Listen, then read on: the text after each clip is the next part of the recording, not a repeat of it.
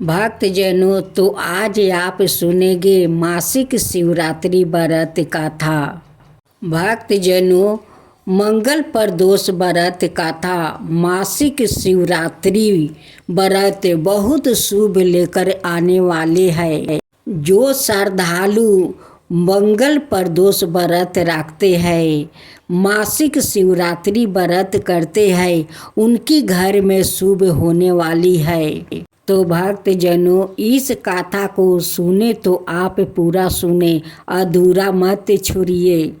एक बार पार्वती ने भगवान शिव शंकर से पूछा, ऐसा कौन सा श्रेष्ठ और सरल व्रत पूजन है जिससे मृत्युक लोक के प्राणी आपकी कृपा सहज ही प्राप्ति कर लेते हैं।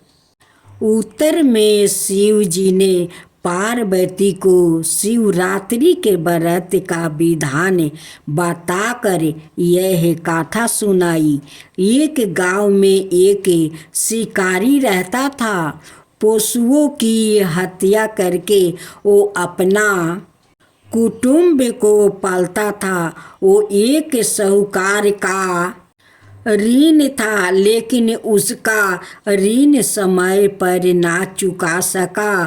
क्रोधवश साहूकार ने शिकारी को शिव मठ में बंदी बना लिया। संजोग से उस दिन शिवरात्रि थी। शिकारी ध्यान मगन होकर शिव संबंधी धर्मी की बातें सुनता रहा। चतुर्दशी को उसने शिवरात्रि की कथा भी सुनी। संध्या होते ही साहूकार ने उसे अपना पास बुलाया और ऋण चुकाने के विषय में बताया कि शिकारी अगले दिन सारा ऋण लौटा देने का वचन देकर बंधन से छूट गया।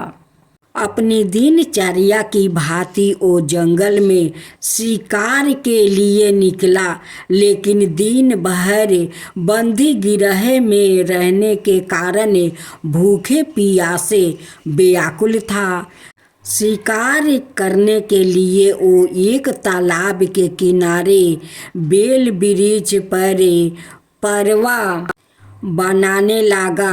बेल वृक्ष के नीचे शिवलिंग था जो बेलपत्रों से ढका हुआ था। शिकारी को उसका पता ना चला। परवा बनाते समय उसने जो टहनियाँ तोड़ी वो संजोग से शिवलिंग पर गिरी। इस प्रकार दिन भर भूखे प्यासे शिकारी का व्रत हो गया और शिवलिंग पर बेलपत्र भी चढ़ गया। एक पहर रात्रि बीते जाने पर एक गर्भिणी मिर्गी तालाब पर पानी पीने पहुंची। शिकारी ने धनुष पर तीर चढ़ाकर ज्यों ही परचंचा घींची। मिर्गी बोली, मैं गर्भिणी हूँ, शीघ्र ही प्रसव करूँगी। तुम एक साथ दो जीवों की हत्या करोगे, जो ठीक नहीं है। मैं अपने बच्चे को जन्म देकर शीघ्र ही तुम्हारे सामने प्रस्तुत हो जाऊंगी, तब तुम मुझे मार देना। शिकारी ने प्रायचा ढीली कर दिया और मिर्गी झरियों में लुप्त हो गई। कुछ ही देर बाद एक और मिर्गी उधर से निकली। शिकारी की प्रसन्नता का ठिकाना ना रहा। समीप आने पर उसने धनुष पर बाण चढ़ाया। तब उसे देखा। मिर्गी ने निम्रता पूर्वक निवेदन किया, हे पार्थी, मैं थोड़ी देर पहले ही ऋतु से निमृत हुई हूँ। कामतुरी विरहिणी हूँ। अपने प्रिया की खोज में भटक रही हूँ। मैं अपने पति से मिलकर शीघ्र ही तुम्हारे पास आ जाऊंगी। शिकारी ने उसे भी जाने दिया। 2 बार शिकार को खोकर उसका माथा ठनका। वो चिंता में पड़ गया। रात्रि का आखिरी पहर बीत रहा था। तभी एक अन्यायी मिर्गी अपने बच्चों के साथ उधर से निकली। शिकारी के लिए यह स्वर्णिम अवसर था। उसने धनुष पर तीर चढ़ाने में देर ना लगाई। वो तीर छोड़ने ही वाला था कि मिर्गी बोली, हे पदार्थी, मैं इन बच्चों को पिता के हवाले करके लौट आऊंगी। इस समय मुझे मत मारो। शिकारी हंसा और बोला, सामने आए शिकार को छोड़ दूं? मैं ऐसा मूर्ख नहीं। इससे पहले मैं 2 बार अपना शिकार खो चुका हूँ। मेरे बच्चे भूखे प्यासे से तड़प रहे होंगे। उत्तर में मिर्गी ने फिर कहा, जैसे तुम्हें अपने बच्चों की ममता सता रही है, ठीक वैसे ही मुझे भी। इसलिए सिर्फ बच्चों के नाम पर मैं थोड़ी देर के लिए जीवन दान मांग रही हूँ। हे पार्थी, मेरा विश्वास करो। मैं इन्हें इनके पिता के पास छोड़कर तुरंत लौटने की प्रतिज्ञा करती हूँ। मिर्गी का दिन सवर सुनकर शिकारी को उस पर दया आ गई। उसने उस मिर्गी को भी जाने दिया। शिकार के अभाव में बेल वृक्ष पर बैठा शिकारी बेलपत्र तोड़ तोड़ कर नीचे फेंकता जा रहा था। पौ फटने को हुई तो एक हष्ट पुष्ट मिर्ग उसी रास्ते पर आया। शिकारी ने सोच लिया कि इसका शिकार अवश्य करूँगा। शिकारी की तनी प्रयाचा देखकर मिर्ग मिनती सवार में बोले, हे पार्थी भाई, यदि तुमने मुझसे पूरब आने वाली 3 मिर्गियों और छोटे छोटे बच्चों को मार डाला है तो मुझे भी मारने में विलंब ना करो, ताकि उनके वियोग में मुझे एक क्षण भी दुख ना सहन पड़े। मैं उन मिर्गियों का पति हूँ। यदि तुमने उन्हें जीवन दान दिया है तो मुझे भी कुछ क्षण जीवन दान देने की कृपा करो। मैं उनसे मिलकर तुम्हारे सामने उपस्थित हो जाऊँगा। मिर्ग की बात सुनते ही शिकारी के सामने पूरी रात का घटना चक्कर घूम गया। उसने सारी कथा मिर्ग को सुना दिया। तब मिर्ग ने कहा, मेरी 3 पत्नियां जिस प्रकार प्रतिज्ञा बद्ध होकर गई है, मेरी मृत्यु से अपने धर्म का पालन नहीं कर पाऊंगी। अत जैसे तुमने उन्हें विश्वास पात्र मान कर छोड़ा है, वैसे ही मुझे भी जाने दो। मैं उन सब के साथ तुम्हारे सामने शीघ्र ही उपस्थित होता हूँ। उपवास रात्रि था। जागरण और शिवलिंग पर बेलपत्र चढ़ाने से शिकारी का हिंसक हृदय निर्मल हो गया। उसमें भगवत शक्ति का वास हो गया।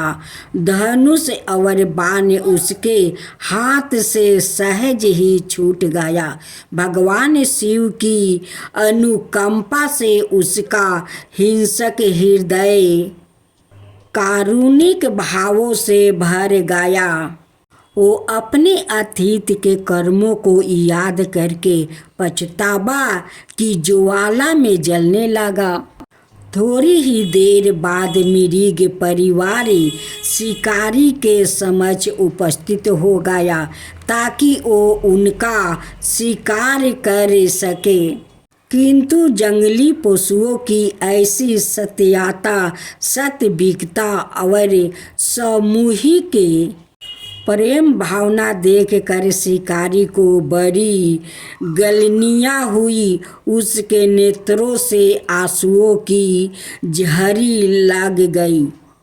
उस मृग परिवार को ना मार कर शिकारी ने अपने कठोर हृदय को जीव हिंसा से हटा सदा के लिए कोमल और दयालु बना लिया। देवलोक से समस्त देव समाज भी इस घटना को देख रहा था। घटना की परिवर्ती होते ही देवी देवताओं ने पुष्पा वर्षा की। तब शिकारी और मृग परिवार मोक्ष को प्राप्ति हुई। भक्तजनों, आज आप सुने शिव चर्चा व्रत कथा। शिव गुरु का चरणों में शीश झुकाती हूँ। 36 कोटि देवी देवताओं को चरणों में शीश झुकाती हूँ। हरिंदर भैया लीलम दीदी के चरणों में शीश झुकाती हूँ। गौ माताओं को चरणों में शीश झुकाती हूँ। सभी गुरु बहिना का नमन करती हूँ। जागा जागा महादेव, जागा जागा महादेव। जय शिव गुरु। हे शिव, आप मेरे गुरु हैं, मैं आपका शिष्या हूँ, मुझ पर दया कीजिए। हे शिव, आप मेरे गुरु हैं, मैं आपका शिष्या हूँ, मुझ पर दया कीजिए। हे शिव, आप मेरे गुरु हैं, मैं आपका शिष्या, मुझ पर दया कीजिए।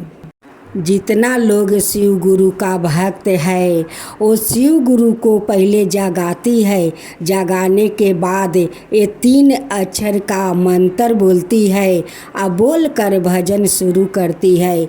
भजन खत्म होने के बाद और 2 अक्षर कहता निकल आगे, सुनता निकल आगे, चरचवा ए सखी बड़ी निकल आगे।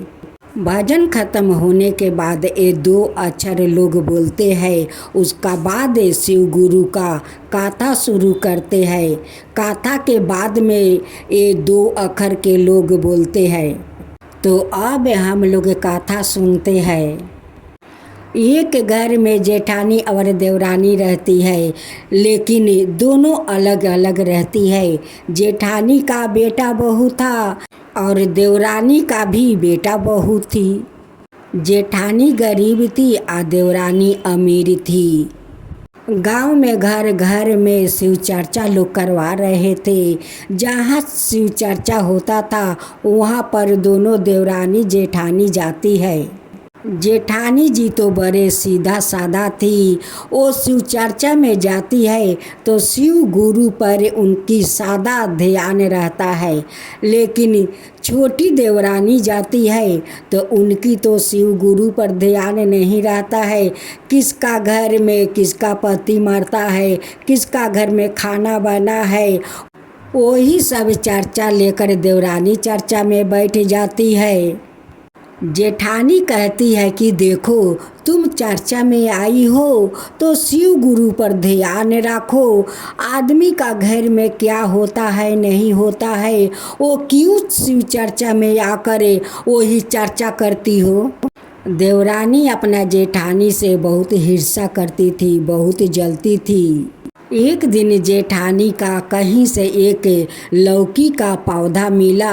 वो पौधा लिया कर अपना बहू से कहती है कि बहू ले जाओ, इस पौधा को गाड़ दो। उनकी बहू ले जाती है, माटी खोर के वो गाड़ देती है, उसमें जल डाल देती है। वो लौका के पौधा बहुत तेजी से बढ़ने लगा। अब तो जेठानी उस लौका को डाल तूर तूर कर वो बेचती है तो कुछ उनके घर में पैसा आ जाता है। उनकी देखा देखी देवरानी एक कहीं से लौकी के पौधा ले आती है और अपना बहू को कहती है कि बहू ले जाओ, माटी खोर के ये पौधा लगा दो। उनकी बहू भी ले जाती है, खोर के पौधा लगा देती है, पानी डाल देती है। लेकिन उनकी पौधा तो जैसे के तैसे रह जाता है और जड़ में बहुत सारा कीड़ा पकड़ लेता है। छोटी सासू माँ के बहू कहती है कि सासू माँ देखिए तो बड़ी सासू माँ के लौकी के गाछ कितना घर के ऊपर पसर गया है। हम लोग के लौकी के पौधे में बहुत सारा कीड़ा पकड़ लिया है। बड़ी सासू माँ अपना बहू को सिखाती है कि ये सारे कीड़ा माटी सहित उठा कर ले जाना और उसकी लौका के जड़ के पास रख देना। बहू वैसा ही करती है, वो सारे कीड़ा माटी सूधे उठा लेती है और ले जाकर चुपके से उस लौका के गाछ के पास रख देती है। कहती है कि अब मैं देखती हूँ कि तुम लौका के साग कैसे बेचती हो। शिव गुरु के कृपा से वो सारे कीड़े सार में बदल गया, वो तो खाद बन गया। अब तो उनकी लौका के पेड़ में बहुत सारा लौका पकड़ लिया। देवरानी का बहू अपना सासू माँ से कहती है कि सासू माँ मैं तो सारे कीड़ा उठाकर उस पौधे के जड़ के पास रख दिया कि ये कीड़ा उनकी पेड़ को वो मार देगा, लेकिन देखिए तो उल्टा हो गया। उनकी गाछ में कितना सारा लौका पकड़ लिया है।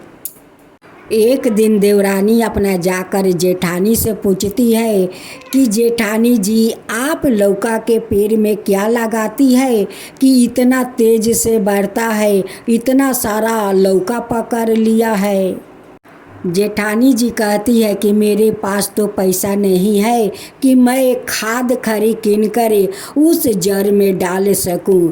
मैं शिव गुरु का भभूति लाया और उस पेड़ के जड़ में डाल दिया। शिव गुरु का कृपा से मेरे लौकी के पेड़ में इतना सारा लौका पकड़ लिया है। ये तो शिव गुरु का कृपा है।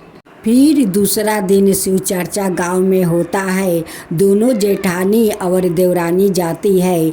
जब शिव चर्चा शेष हो जाता है तब देवरानी वहाँ से शिव गुरु के भभूति ले आती है और उस लौकी के पेड़ में डाल देती है, लेकिन उनकी लौका का पेड़ तो मर जाता है। अब कहने लगी कि भभूति डाल कर तो जो भी बचा था वो भी मर गया। दोनों बहुओं में अभी किसी का एक भी संतान नहीं था। एक दिन शिव गुरु का मंदिर में सभी गांव के औरत लोग जाकर शिव चर्चा कर रही थी। उस दिन जेठानी अपना बहू को शिव चर्चा में ले जाती है। वहाँ पर उनकी बहू बड़ी श्रद्धा भक्ति से शिव गुरु पर ध्यान लगाकर बैठी थी और शिव गुरु से प्रार्थना कर रही थी कि हे शिव गुरु आप मुझे माँ बना दीजिए। जब मंदिर का शिव चर्चा खत्म हो गया तो उनकी बहू वहाँ माथा टेकती है और शिव गुरु को भभूति लेकर घर आती है और उस भभूति से थोड़ा सा मुख में लगा लेती है। उसी दिन शिव गुरु का कृपा से वो गर्भवती बन जाती है। जब 9 महीना पूरा हो गया तो खूब सुंदर एक बेटा को जन्म देती है। अब तो उनकी सासू माँ उनकी पति बहुत खुश हो गए। सासू माँ शिव गुरु से कहती है कि हे शिव गुरु आप मेरे बहू को माँ बना दिया। हे शिव गुरु आपका तो कृपा अपरंपार है। लेकिन छोटी सासू माँ का बहू को अभी तक कोई संतान नहीं हुआ। एक दिन छोटी सासू माँ का बहू बैठकर रो रही थी। उस दिन भोलेनाथ एक साधु के भेष में आते हैं। कहते हैं कि बेटी तू बैठकर क्यों रो रही है, क्या हुआ? बहू कहती है कि बाबा मेरा 5 साल शादी के हो गया लेकिन अभी तक कोई संतान नहीं हुआ। बाबा बहुत प्यार से कहते हैं कि बेटी मैं तुमसे कुछ पूछूं? कहती है कि बाबा पूछिए। बाबा कहते हैं कि बेटी तुम किसी से हिंसा करती हो, जलती हो? अब तो बहू कुछ नहीं बोलती है। अच्छा बेटी तुम कभी किसी को कुछ नुकसान करने का कोशिश किया है? बाबा कहते हैं कि झूठ मत बोलना बेटी, झूठ बोलना पाप है। झूठ का भगवान कभी माफ़ नहीं करते हैं। तब बहू कहती है कि हाँ बाबा, मैं अपना बड़ी सासू माँ का लौका के पेड़ में कीड़े लागे माटी को उस जड़ में रख दिया था कि उनकी गाछ मर जाएगा। बाबा कहते हैं कि इसीलिए तो तुम अभी तक माँ नहीं बनी हो। जब तक तुम ईर्ष्या नहीं छोड़ोगी, जलन नहीं छोड़ोगी, मनुष्य से प्यार नहीं करोगी, तब तक तुम्हारा संतान कैसे होंगे। बहू हाथ जोड़कर बाबा से कहती है कि बाबा, मैं जो किया है अपना सासू माँ के कहने पर किया है। अब मैं कभी बुरा काम नहीं करूँगी। आप मुझे ऐसा उपाय बताइए कि मेरा संतान हो जाए। बेटी, सच वचन सुनकर भगवान खुश हो जाते हैं। जा, तू अपना घर में एक दिन शिव चर्चा कर। शिव चर्चा करने के बाद जितना गुरु बहना आएगी उसे स्वागत कर, तेरा गोद भर जाएगा। कह कर बाबा तो चले गए। उसी रात को शिव गुरु उस छोटी सासू माँ के सपना में दर्शन देते हैं और कहते हैं कि तेरा मन तो काला है, तेरा मन में बहुत सारा ईर्ष्या भरा हुआ है, बहुत सारा जलन भरा हुआ है जेठानी के पति की। जब तू ईर्ष्या छोड़ देगी, जलन छोड़ देगी, तब तेरा घर ठीक हो जाएगा, तेरा घर में संतान आएगा। अपना घर में श्रद्धा पूर्वक शिव गुरु के चर्चा कर, तेरा सब कुछ ठीक हो जाएगा। और कहकर सपने से शिव गुरु अंतर्ध्यान हो गए। छोटी सासू माँ और उनकी बहू दोनों मिलकर घर के सर सफैया करती है। आज सोमवार का दिन शिव गुरु का चर्चा रखती है। सारे गांव को, सभी औरत को बुलाती है शिव चर्चा करने के लिए। सभी लोग आते हैं, वो श्रद्धा भक्ति से शिव चर्चा करवाती है। सभी गुरु बहिना को स्वागत करती है। ये सब देखकर शिव गुरु उन पर प्रसन्न हो जाते हैं और उनकी बहू को गर्भवती बना देते हैं। 9 महीना के बाद उनकी बहू को भी एक सुंदर बेटा को जन्म दिया। उनके घर में खुशियाँ भर गया। जो मनुष्य शिव गुरु का श्रद्धा भक्ति से उनकी पूजा पाठ करते हैं, उनकी कथा सुनते हैं, उनकी भजन करते हैं, उन पर शिव गुरु प्रसन्न हो जाते हैं। सारे मनोकामना पूरा कर देते हैं।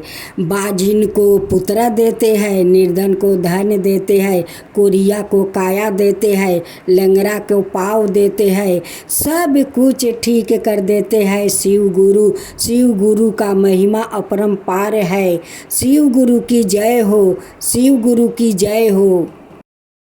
जय शिवा ओमकारा, प्रभु हरे शिवा ओमकारा।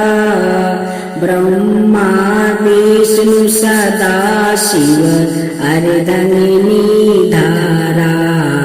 ओम जय शिवा ओमकारा। एकानन चतुरानन पंचानन राजे, शिव पंचानन राजे। हंसासन गरुड़ासन विषवाहन साजे। ओम जय शिवा ओमकारा। 2 भुज 4 चतुर भुज 10 भुज अति सोहे। तीनों रूप निरखता त्रिभुवन जन मोहे। ओम जय शिवा ओमकारा। अक्षर माला बने माला मंगी माला तारी। चंदन मृग मद सोहे बोले सुभिकारी। ओम जय शिवा ओमकारा। श्वेतांबर पीतांबर गंबर अंगे। सनकादिक बरे मादिकी भूतादिकी संगे। ओम जय शिव ओमकारा करके मध्यम कमंडल चक्र त्रिशूल धरता। जग करता जग भरता जग पालन करता। ओम जय शिव ओमकारा ब्रह्मा विष्णु सदा शिव जानते अविवेका। प्राण बचर के मध्यम यह तीनों एका। ओम जय शिव ओमकारा तिरगुण शिव जी के आरती जो कोई नर गावे। शिवा जो कोई नर गावे कहत शिवानंद स्वामी मन भजत शिवानंद स्वामी मन वांछित फल पावे। ओम जय शिव ओमकारा जय शिव ओमकारा।